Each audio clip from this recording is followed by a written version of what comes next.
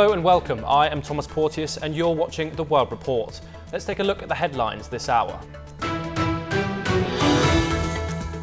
Hamas releases a video of Israeli hostage who was captured in the October 7th attacks of 2023.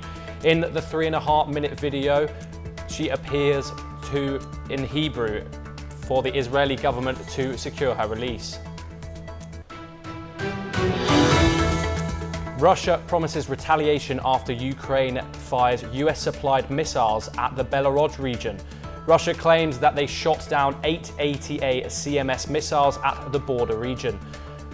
Officials in Ukraine have not yet responded to the accusation. Thousands take to the streets in the South Korean capital of Seoul to rally both for and against the arrest of impeached President Yoon Suk-yeol. The arrest warrant for Yoon is expected to expire at midnight on Monday.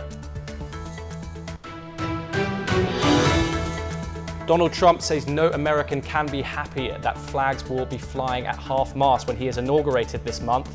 President Joe Biden ordered that US flags be lowered to half-mast for a customary 30 days in honor of the late Jimmy Carter, who will be buried in a state funeral next week.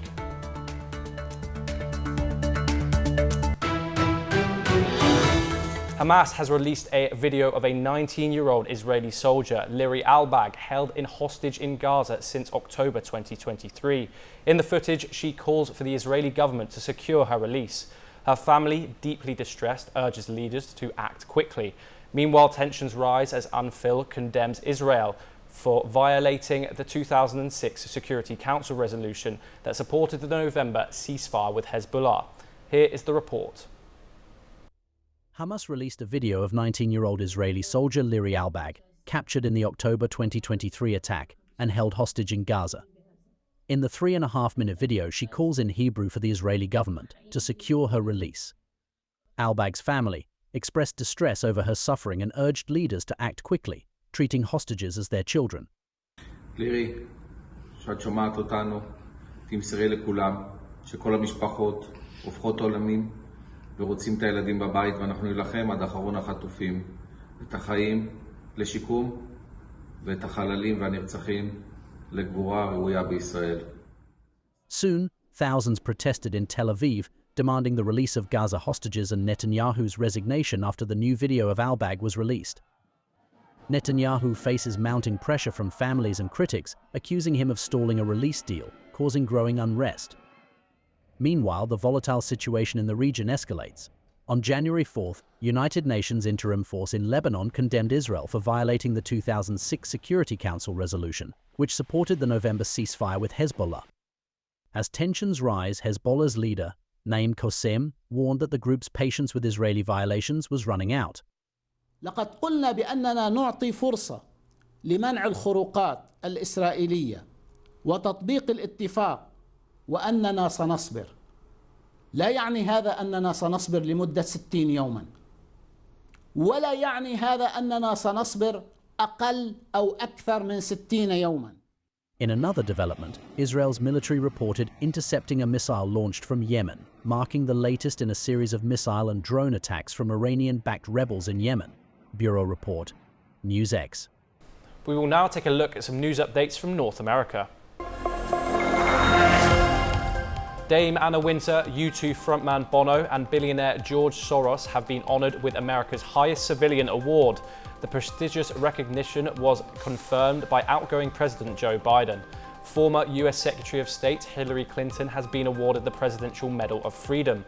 She joins actors Denzel Washington and Michael J. Fox in receiving the honour at the White House ceremony. Tens of millions of Americans are preparing for a massive winter storm. It is expected to bring the heaviest snowfall and coolest temperatures in over a decade. The storm has started in the central US and is expected to move east in the coming days. The National Weather Service has issued weather alerts across 30 states. States of emergency have been declared in Kentucky, Virginia, Kansas, Arkansas, and Missouri. Even regions unaccustomed to such severe cold, such as Mississippi and Florida, have been warned of hazardous conditions. Donald Trump has appointed Stanley Woodward as attorney, who has defended several of his top aides and associates. Woodward has represented individuals charged in the January the 6th attack. He will now join Trump's White House legal team. Trump's transition team announced that Woodward will serve as an assistant to the president and senior counselor. He will work closely with Trump's White House chief of staff, Susie Wiles. Italian Prime Minister Giorgia Meloni made a surprise trip to Florida on Saturday. She met with Donald Trump to strengthen ties with the president-elect ahead of his inauguration in January. Members of Trump's Mar-a-Lago resort greeted Meloni with applause following an introduction by the president-elect.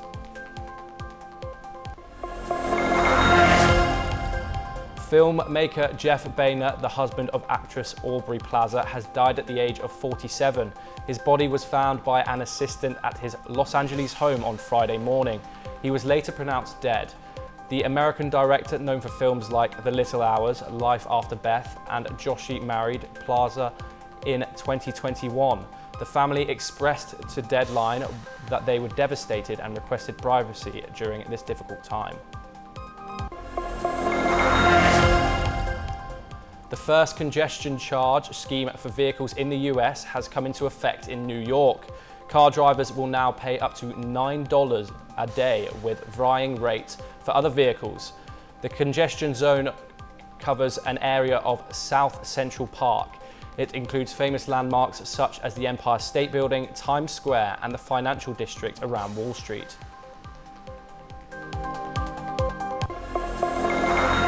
In South Korea, thousands of protesters have taken to the streets divided over the fate of impeached President Yoon Suk-yeol. The protests followed a failed attempt to arrest Yoon over his controversial martial law declaration. While some demand his arrest, others back his policies, calling for the impeachment to be overturned. Let's take a look at the report. Thousands of South Korean protesters for and against impeached President Yoon Suk-yeol have staged rival rallies in Seoul, a day after authorities failed to execute an arrest warrant on the suspended leader over his short-lived declaration of martial law last month. The protesters faced off outside the presidential residence and along major roads in the South Korean capital on Saturday to either demand Yoon's arrest or call for his impeachment to be declared invalid. 사실 윤석열 대통령에 대한 그런 깊은 마음은 선거할 때는 없었는데 이번에 집권을 하고 대통령이 집권을 하고 정책을 행할 때마다 그리고 외교 성과 우리나라는 분단 국가이기 때문에 국가 안보에 대한 철저한 반공 사상을 가지고 있어서 우리 국민들이 완전히 대통령을 지지하게 됐습니다. 그 영장이 발부되고 나서부터 언제 집행되나 사실 오매불망 기다렸습니다. 오늘 아침에 일어나서 공수처에서 출발했다는 소식 듣고 걔도 반드시 체포되기를 간절히 바랬는데요.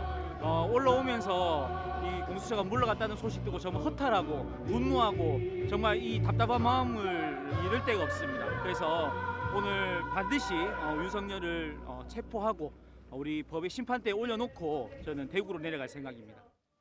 The widening political division comes as investigators from the Corruption Investigation Office for high-ranking officials pressed the country's acting president Choi Sang-mok to order the Presidential Security Service to comply with an arrest warrant for Yoon. On Friday, the Presidential Security Service and soldiers prevented prosecutors from arresting Yoon in a 6-hour standoff inside the impeached president's compound. Investigators eventually called off the arrest attempt citing safety concerns. 대통령 경호처는 무작정 수사기관의 법 집행을 방해하고자 하는 뜻이 아닙니다. 지금 윤석열 대통령은 비록 탄핵소추안이 국회에서 가결된 상태이지만 주권자인 국민의 손으로 뽑은 현직 대통령이 분명하고 법이 정한 대로 그에 상응한 경호를 받고 있습니다.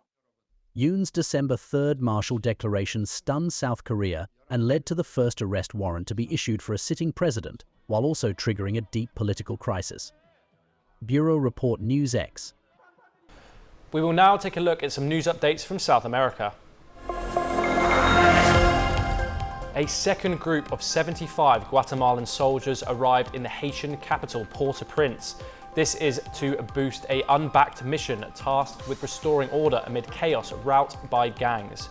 Another 75 soldiers arrived a day earlier, taking the total group of Guatemalan troops to 150. All the reinforcements come from Guatemala's military police unit. A further 8 soldiers from El Salvador also arrived on Friday. Mexican authorities have announced what they say is the largest fentanyl bust in the country's history. This is after over a ton of synthetic opioids were seized in 2 raids in Sinaloa. Mexican President Claudia Sheinbaum said that the amount seized surpasses 20 million doses. Mexico's top security official, Omar Harfa, didn't identify those arrested. However, he posted pictures of walkie-talkies and bags full of pills inside a truck allegedly seized during the operation.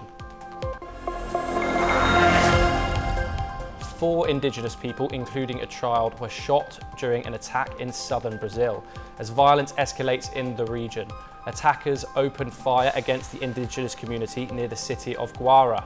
The attack was aimed at the Ava Guarani people. They have also been the target of previous assaults since December the 29th. Police said it has started investigations to track down the attackers.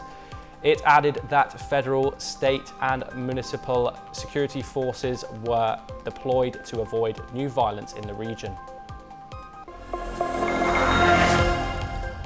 Mexico opened the possibility of receiving non-Mexican migrants deported by the US. The country initially said it would push President-elect Donald Trump to return other nationalities directly to their countries of origin. President Claudia Sheinbaum said that in cases where the US would not return migrants to their countries, we can collaborate through different mechanisms. Sheinbaum had prefaced her comments by saying Mexico is not in favor of the deportations. Argentina's state airline, Aerolíneas Argentinas, is slimming down for a potential sale. It is shedding 13% of its staff and cutting money, losing domestic routes. Additionally, it is even removing snacks formerly available to passengers. The cutbacks are part of a backdoor attempt to trim the airline's burden on the state and lure private investment. The drive is progressing even though Libertarian President Javier Milei's plans to privatize the firm have generated pushback.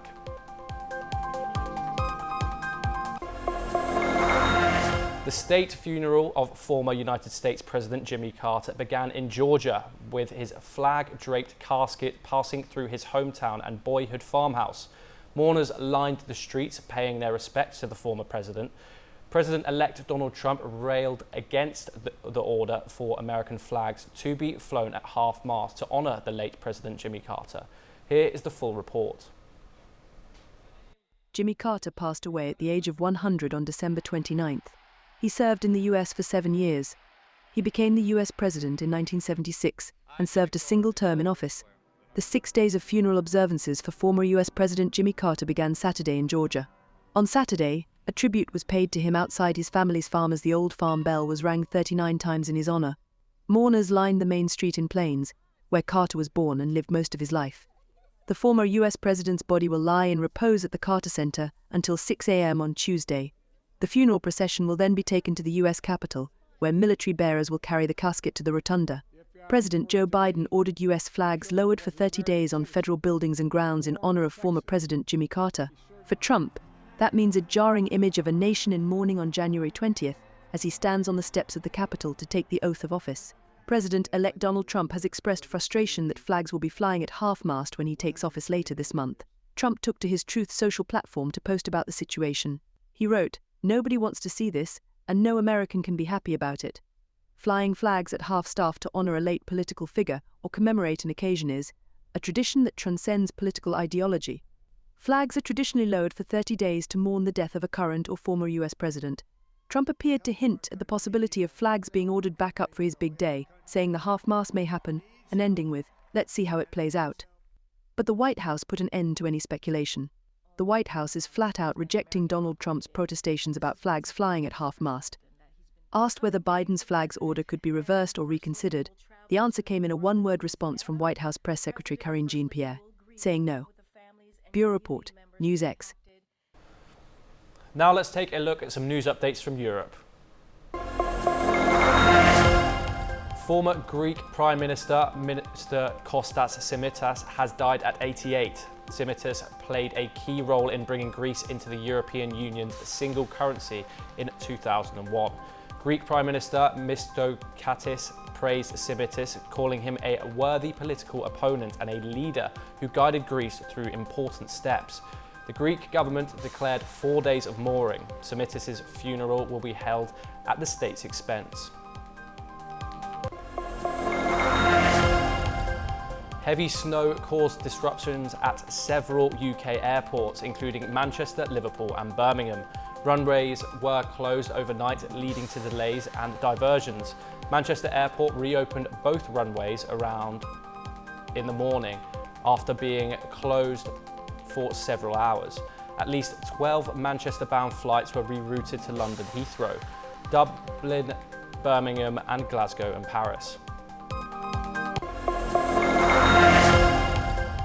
For the first time, the names of around 425,000 suspected people of collaborating with the Nazis during the German occupation of the Netherlands have been published online. These individuals were investigated through a special legal system established near the end of World War II.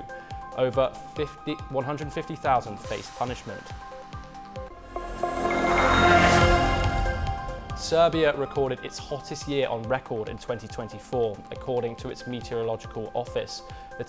The average temperature was about 13.3 degrees Celsius, 2.3 degrees Celsius above the 1991 to 2020 average. This is nearly 1 degree Celsius higher than the previous hottest year, 2023. The UN's Climate Agency has also predicted that 2024 will be the warmest year globally. The extreme weather has caused floods, fires and heat waves around the world. Spain saw a sharp rise in migrant arrivals in 2024 with a 12.5% increase from 2023. Spain has become the main entry point to Europe, even as EU border crossings have declined. However, the surge has led to tragedy. Over 10,400 migrants have been reported dead or missing at sea, making 2024 the deadliest year in recent records.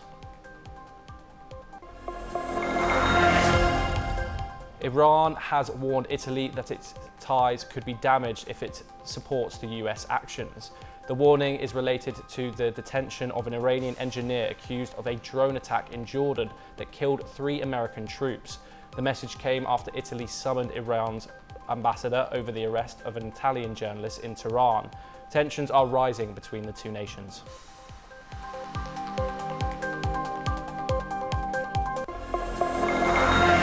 Austria's Chancellor Karl Nehammer announces his resignation after coalition talks failed. Citing unresolved issues with the Social Democrats, the political landscape remains uncertain as the country faces economic challenges and a potential leadership change. Here is the full report. Austria's Chancellor Karl Nehammer has confirmed that he will resign in the coming days both as Chancellor and party leader after talks about forming a coalition government collapsed. In den nächsten Tagen zurückziehen und einen geordneten Übergang ermöglichen. Dieser geordnete Übergang ist mir besonders wichtig, weil ich stets für Stabilität in unserem Land und in der Volkspartei gestanden bin. Chancellor Nehammer will resign, citing failure to resolve key issues between his party, which is the Austrian People's Party OVP, and the Social Democratic Party SPO during talks, which aim to form a coalition government without the far-right Freedom Party FPO. The FPO won the first parliamentary election in its history with nearly 30% of the vote in September. But other parties refused to form a coalition with its Russia-friendly, Eurosceptic leader, Herbert Kickl. Nehammer said in a video post on X that his party, the People's Party, will not agree to economically damaging, anti-growth policies or new taxes. He further accused the Social Democrats of being too radical. Nehammer's resignation announcement on Saturday comes a day after the Liberal NEOS Party withdrew from the negotiations. Die Verhandlungen zu einer möglichen Dreierkoalition gemeinsam mit Schwarz-Rot in der Rolle eines künftigen Regierungspartners nicht fortsetzen werden.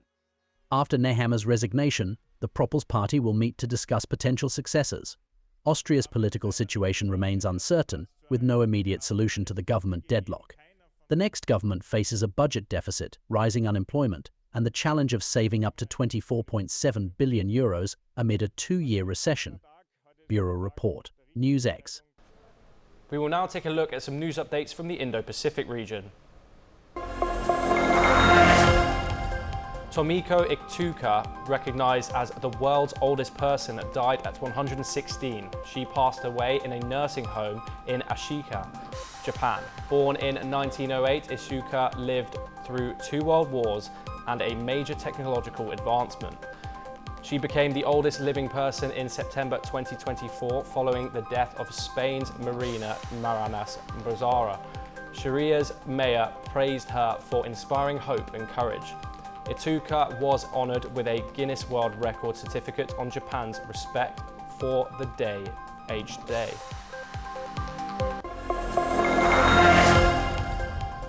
US Secretary of State Antony Blinken has arrived in South Korea during a political crisis. He aims to promote policy continuity and trilateral cooperation with Japan. Blinken will meet with South Korean officials to discuss issues like China and North Korea. His visit comes as President Yoon faces legal challenges after attempting to impose martial law. Blinken's stop in Seoul is a part of a broader diplomatic trip to reinforce US alliances in the region ahead of the upcoming US leadership transition. At least 6 people, including paramilitary troops, were killed in a bombing in southwestern Pakistan. The attack took place on Saturday near Tabat city in the Balochian province. A bus carrying Frontier Corps troops was targeted. Over 25 people were injured in the blast. Separatist groups have claimed responsibility for the attack. Local authorities are investigating the incident. Indian forces clashed with Maoist rebels in Chishikar's Abhavsa district on Saturday. At least 4 rebels and 1 policeman were killed in the insurgency by Nalaxalite rebels that has claimed over 10,000 lives. Authorities have intensified operations, killing 287 rebels in 2024. Police recovered the bodies of 4 Maoists after the encounter. Around 1,000 suspected Naxalites were arrested this year, and 837 surrendered. The operation is ongoing. Japan has culled 50,000 chickens after a bird flu outbreak in Iwate. The outbreak, confirmed on January the 5th, is the 19th of the season. Authorities found increasing deaths of poultry at a local farm, prompting immediate action. In response, 170,000 birds at nearby farms are restricted from moving, affecting birds within a 10-kilometer radius. Earlier this week, farms in Iwate and Alachi also began culling over 260,000 birds. Japan continues efforts to contain the virus.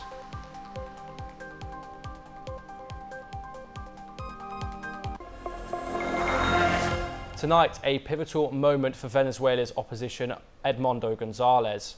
A leading figure challenging Nicolas Maduro's regime is set to meet with US President Joe Biden as he embarks on a crucial international tour. Here is the report. Venezuelan opposition leader Edmundo Gonzalez Urrutia has revealed plans to speak with US President Joe Biden as he continues his international push for support. También tenemos previsto una conversación con el presidente Biden y esperamos definiciones con respecto a las nuevas actividades que todavía no existen. Speaking from Buenos Aires, Gonzalez Urrutia met with Argentine President Javier Milei, marking the start of a regional tour aimed at consolidating backing for his claim as Venezuela's rightful president-elect. The opposition figure has stated he will travel to the United States tomorrow, though details of his conversation with President Biden remain unclear. Gonzalez Urrutia, who fled Venezuela in September after a disputed election and violent crackdown, has been in exile in Madrid. Venezuelan authorities are offering a $100,000 reward for his capture. The election has faced global condemnation, with accusations of manipulation by Maduro's government. Post-election violence resulted in 28 deaths, hundreds injured, and thousands arrested. Despite the risks, González Urrutia has announced plans to return to Caracas on January 10th for a symbolic swearing-in ceremony. The Maduro administration's response remains uncertain. In Argentina, President Milei expressed strong support for González Urrutia, declaring that his country will not remain silent in the face of the Maduro regime's abuses. With tensions in Venezuela and across the region escalating, all eyes are now on González Urrutia's next moves as he continues to rally international support. Bureau Report, NewsX. We will now take a look at some news updates from the business world. Russia's new cars sales surged by 47% in 2024, reaching 1.55 million units, according to the industry ministry. However, 2025 sales are expected to decline by 10%, dropping to 1.43 million units due to high inflation and increased scrappage fees. The Russian car market, reshaped by the 2022 invasion of Ukraine, saw Western brands leave, while Chinese manufacturers filled the gap. China announced 15 measures to boost development in its western provinces, focusing on improving logistical infrastructure like ports and aviation hubs. The General Administration of Customs stated that these measures would enhance the integration of rail, air, river, and sea transport. Key cities such as Chengdu, Chongqing, Kunming, San, and Urumqi will see improvements in international aviation connections and transport integration. Freezing weather and snowstorms in the US could lead to widespread power outages. It could surge natural gas demand to its highest level of the winter.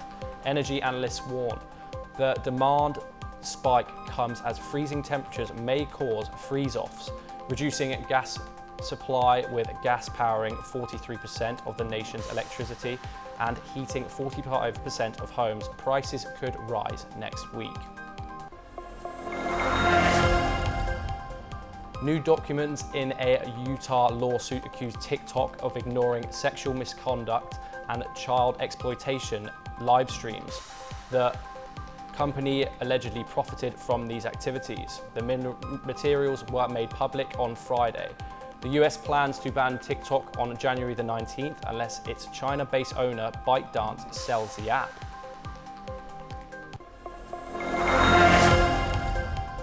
Federal Reserve officials, Governor Adriana Kugler, San Francisco Fed President Mary Daly said inflation control is still a work in progress. They want to avoid hurting the labor market.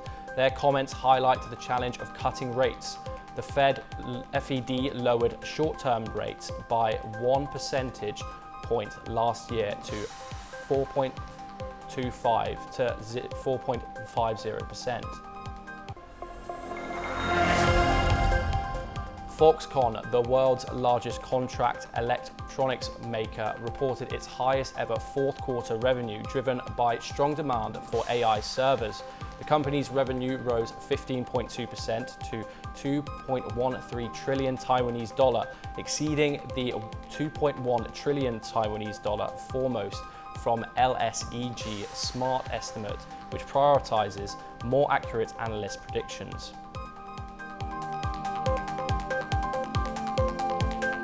And that is all we have time for. We will be back with more international news updates.